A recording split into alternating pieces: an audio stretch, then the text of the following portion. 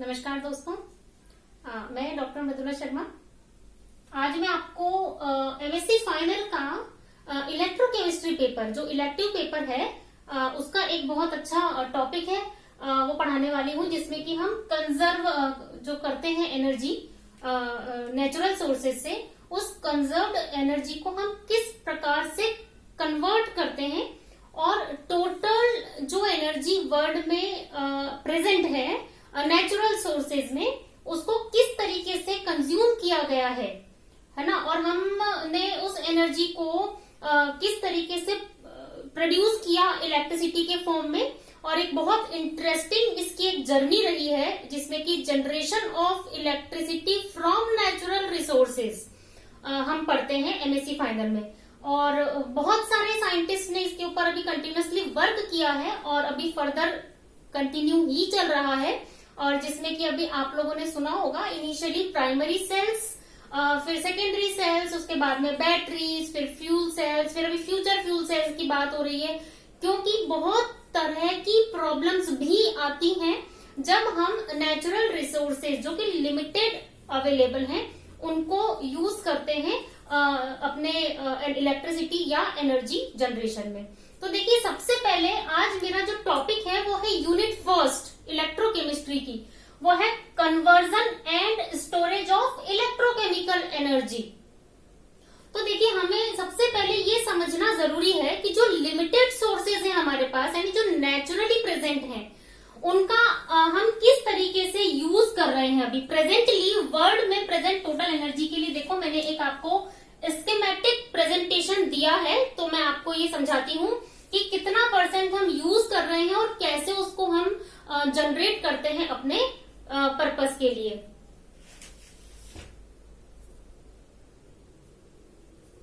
देखिए, सबसे पहले आपके सामने एक स्कीमेटिक प्रेजेंटेशन दिया गया है, जो कि कंजप्शन दिखाता है total world energy among the various systems. आप देख सकते हैं सबसे ज्यादा जो परसेंटेज है वो है पेट्रोलियम का, 36.7% एनर्जी हम यूज कर लेते हैं नेचुरल सोर्सेज से। इसके बाद है नेचुरल गैसेस जो प्रेजेंट हैं, उनका 32%, कोल का 11.3%, जो रिन्यूएबल सोर्सेज हैं उनके 11.5% हैं, और जो न्यूक्लियर सोर्सेज हैं, वुड है, ये सब कुछ 1%, बाकी सारा बचा हुआ पार्ट 4% में आता है, जो कि वेस्टेज मटेरियल से हम जनरेट करते हैं। तो इन सब में आप देखिए, दो जो मेजर पार्ट हैं वो कौन से हैं, नेचुरल गैसेस और पेट्रोलियम। यानी कि अप्रोक्सीमेटली 85% ऑफ एनर्जी जो हम कंज्यूम कर रहे हैं वो थर्मल कंबशन कर रहे हैं। किनका? कोल का, ऑयल्स का, नेचुरल गैसेस का, या फॉसिल फ्यूल, जो कि हमें पता है सबसे बड़ी प्रॉब्लम इन एनर्जी सोर्सेज को कंज्यूम करने की क्या है, because these are limited in nature, ये सीमित मात्रा में ही प्रेजेंट है नेचर में। देखिए, these hydrocarbons, fossil fuels are limited in nature. तो ये बहुत बड़ा हमारे लिए एक चैलेंज है कि हम इनको अगर कंटिन्यूअसली यूज करते जाएंगे तो इनकी मात्रा जो लिमिटेड है वो खत्म भी होती जा रही है और हमें उसको रिस्टोर करना है।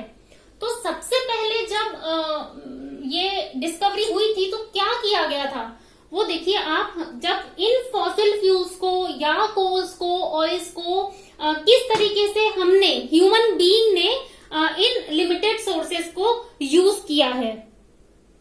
देखिए, सबसे पहले फॉसिल फ्यूल्स जब हमारे पास थे, ये fossil fuel and coal oils को देखो हमने क्या बताया, दीज आर नेचुरल सोर्सेज। मैं यहाँ पे लिख देती हूँ, दीज आर नेचुरल सोर्सेज हैं। इनको जब यूज किया तो हमारे पास दो रास्ते थे। एक तो हमने इनसे ऑर्गेनिक केमिकल सिंथेसिस किया, और एक दूसरा हमने इनको केमिकल रिएक्शंस के थ्रू कंब्यूज करवाया, कंबशन करवाया विद ऑक्सीजन। मतलब हमने उसको बर्न किया, जिसको हम कहते हैं दहन करना। हमने ऑक्सीजन के साथ उसको जलाया, कंबशन किया उनका।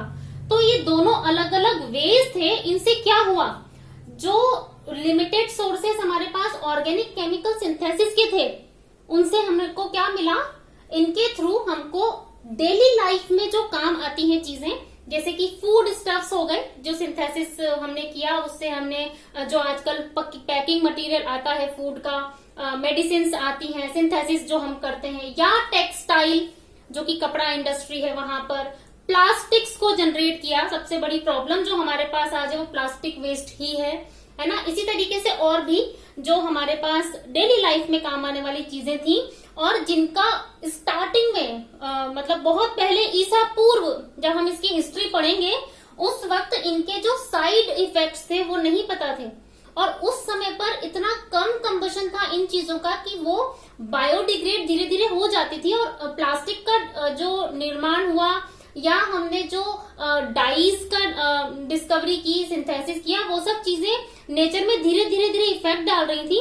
लेकिन जैसे जैसे पॉपुलेशन बढ़ी वैसे वैसे इनका प्रोडक्शन बढ़ा, और प्रोडक्शन के कारण साइड इफेक्ट्स ज्यादा हमें देखने को मिले क्योंकि ये बाई प्रोडक्ट्स ज्यादा बनते रहे। तो पहला तो हमारे को बहुत अच्छा, पहले स्टार्टिंग में हमको इसका बहुत अच्छा रिजल्ट मिल रहा था, जिससे कि ऑर्गेनिक सिंथेसिस हमने किया फूड स्टफ्स का, मेडिसिन का, टेक्सटाइल, प्लास्टिक्स, जो भी डेली लाइफ में काम आने वाली है।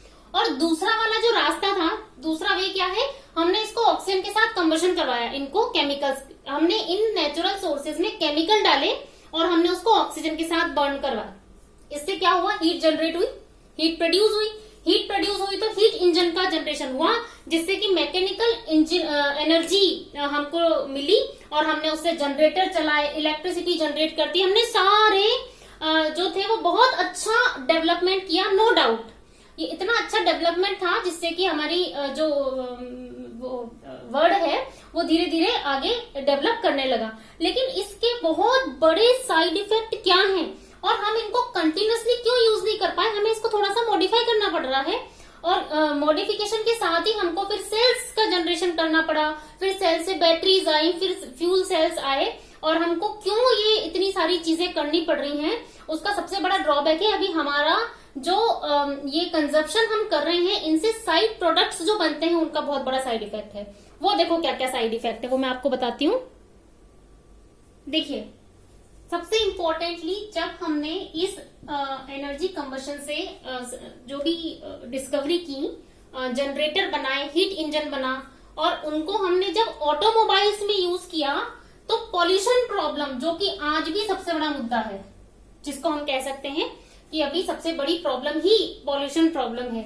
कैसे, इसके मेन पॉइंट्स है 3 कि अगर जब हम इन सोर्सेज को जो लिमिटेड है उनको तो यूज करते जा रहे हैं और हम उसको रीस्टोर नहीं कर पा रहे, इवन जो हमारे पास सोर्सेज थे उनका साइड प्रोडक्ट क्या बन रहा है, ऑटोमोबाइल इंडस्ट्रीज के थ्रू सबसे ज्यादा जो निकलने वाले प्रोडक्ट्स हैं उनमें से exhausting gases, carbon dioxide, sulphur dioxide, यानी सल्फर के और भी ऑक्साइड्स होते हैं, उनमें से ज्यादा हार्मफुल अपनी SO2 है। इसी तरीके से नाइट्रोजन के ऑक्साइड्स, ये सारी जो एग्जॉस्टिंग गैसें हैं ये एनवायरमेंट के लिए बहुत हार्मफुल गैसेज हैं, जो कि ग्लोबल वार्मिंग के लिए कॉज हैं। उनमें से इंपॉर्टेंट है कार्बन डाइऑक्साइड, जो कि main causing effect on environment, CO2, और ऑटोमोबाइल से सबसे ज्यादा sulphur dioxide and carbon dioxide ही निकलती हैं। और दूसरी बात क्या है, इन गैसेस के निकलने के साथ में हमको क्या मिल जाता है, जो भी एनर्जी साथ में जनरेट हो रही है उनमें से कुछ पार्ट तो हीट के फॉर्म में भी निकल रहा है। तो मेन प्रॉब्लम क्या है, जो हीट निकल रही है इसके कारण ग्लोबल वार्मिंग, जिसके इफेक्ट्स अभी हमें प्रेजेंट में देखने को मिल रहे हैं। तो जो भी ये सारी गैसेस निकल रही है इनसे साथ में हीट भी निकलती है और वो ग्लोबल वार्मिंग कॉज करती है। सेकंड जो बड़ा ड्रॉबैक है इन लिमिटेड सोर्सेज को यूज करने का, वो है स्मॉग फॉर्मेशन, कोहरा, है ना। ये जो स्मॉग होता है ये कुछ हाइड्रोकार्बन्स जो जनरेट होते हैं एनर्जी जनरेशन के प्रोसेस के दौरान, उनके कारण हाइड्रोकार्बन जो बन रहे हैं वो स्मॉग क्रिएट कर रहे हैं। ये स्मॉग प्लांट्स के लिए और अपने लिविंग ऑर्गेनिजम्स जो भी हैं उनके लिए, एनिमल्स के लिए ये बहुत हार्मफुल हैं। और ये जो एग्जॉस्टिंग गैसेस हैं वो भी जब मिक्स हो जाती हैं हाइड्रोकार्बन के साथ, ऑटोमोबाइल इंडस्ट्री से निकलने वाली गैसेस, ये सब के सब स्मॉग फॉर्मेशन करती हैं जो एनवायरमेंट को इफेक्ट कर रही हैं। और थर्ड इफेक्ट है इन सब के कारण इम्पोर्टेंटली जो ओजोन लेयर है हमारे एनवायरमेंट की वो डिप्लीट होती जा रही है, जिस कारण से डायरेक्टली कॉस्मिक रेज हमारी अर्थ पे पहुंच रही हैं, बहुत सारी डिजीज उसके कारण कॉज हो रही हैं, एनवायरमेंट के ऊपर नेगेटिव इफेक्ट आ रहा है, प्लांट्स के ऊपर, एनिमल्स के ऊपर, इवन पूरे एनवायरमेंट, वर्ल्ड के एनवायरमेंट पर। तो ये पॉल्यूशन प्रॉब्लम किस तरीके से सॉल्व हो, इसी के वे में हम आगे पढ़ेंगे कि क्या थी फ्यूल सेल्स की history, which is very interesting और आपको उसको करना बहुत अच्छा लगेगा। है वो बिल्कुल हिस्ट्री जैसा, लेकिन वो इतनी इंटरेस्टिंग है कि आप देखेंगे कि जिस साइंटिस्ट ने इलेक्ट्रिसिटी जनरेट के लिए इनिशिएटिव लिया वो केमिस्ट नहीं था, वो इंजीनियर नहीं था, लेकिन फिर भी उसने इस प्रॉब्लम को सोल्व करने के लिए कि एनवायरमेंट पे हमारे नेगेटिव इफेक्ट हो रहा है, वो इतना आहत हुआ कि उसने अलग अलग फील्ड में जो भी साइंटिस्ट हैं उनसे जाकर के अपनी दिल की बात रखी और उसके दिमाग में जो था कि किस तरीके से जनरेट हो एनर्जी और हम लिमिटेड सोर्सेस को कंजर्व भी कर पाए, तो उसके कारण आज हमको बहुत सारी नेगेटिव चीजें कम करते हुए एनर्जी हमको मिलती है। वो अपन करेंगे बच्चों नेक्स्ट वाले लेक्चर में। अगर आपको मेरा ये लेक्चर अच्छा लगा हो तो आप इसको लाइक और सब्सक्राइब जरूर कीजिएगा। Thank you so much.